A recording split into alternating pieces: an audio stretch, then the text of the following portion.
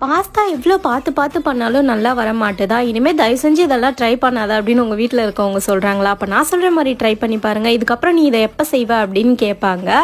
ஒரு நல்ல பிரேக்ஃபாஸ்ட் ஆப்ஷனாக இருக்கும். ஸோ பிரியாணி ஸ்டைலில் பாஸ்தா எப்படி செய்யணும்னு வாங்க பார்த்துடலாம். இதுக்கு ஒரு குக்கரில் எண்ணெய் சேர்த்துட்டு ஒரு சின்ன துண்டு பட்டை, 2 லவங்கம், 1 ஏலக்காய், 1 ஸ்டார், 1 பே லீஃப், 1 பெரிய வெங்காயம், 1 பச்சை மிளகாய் சேர்த்துட்டு நல்லா வதக்கி விட்டுருங்க. இந்த ஸ்டேஜில் 1/2 டேபிள் ஸ்பூன் காஷ்மீரி மிளகாய் தூள், புதினா கொத்தமல்லி சேர்த்து 1 கைப்பிடி சேர்த்துக்கோங்க. 1 தக்காளி சேர்த்துட்டு இதை எல்லாமே எண்ணெயில் நல்லா வதக்கி விட்டுருங்க. இப்போ 1 டேபிள் ஸ்பூன் இஞ்சி பூண்டு சேர்த்துக்கோங்க. கூடவே 1/2 டேபிள் ஸ்பூன் பிரியாணி மசாலா சேர்த்துட்டு நல்லா கிளறி விட்டுருங்க. மசாலா எல்லாம் ஒன்றா மிக்ஸ் ஆகட்டும். நான் 100 கிராம் அளவுக்கு பாஸ்தா எடுத்திருக்கேன். இதை தனியாக வேக வைக்க தேவையில்ல. ராவா அதே மசாலாவில் போட்டு மிக்ஸ் பண்ணி தேவையான அளவு உப்பு சேர்த்துக்கோங்க. இதுக்கான தண்ணி அளவு பார்த்தீங்கன்னா பாஸ்தா முழுகிற வரைக்கும் தண்ணி ஊற்றிக்கோங்க. நான் 3 முட்டை சேர்த்துக்கிறேன். நீங்கள் வேணும்னா ஸ்கிப் பண்ணிவிடுங்க. இதுக்கு பதிலாக சிக்கன் மட்டன் கூட சேர்த்துக்கலாம். குக்கரை மூடிட்டு ஸ்லோ ஃப்ளேமில் 3 விசில் விட்டு எடுத்தால் பாஸ்தா ரெடி. இதோட நாளைக்கு பார்க்கலாம். டாட்டா பாய்.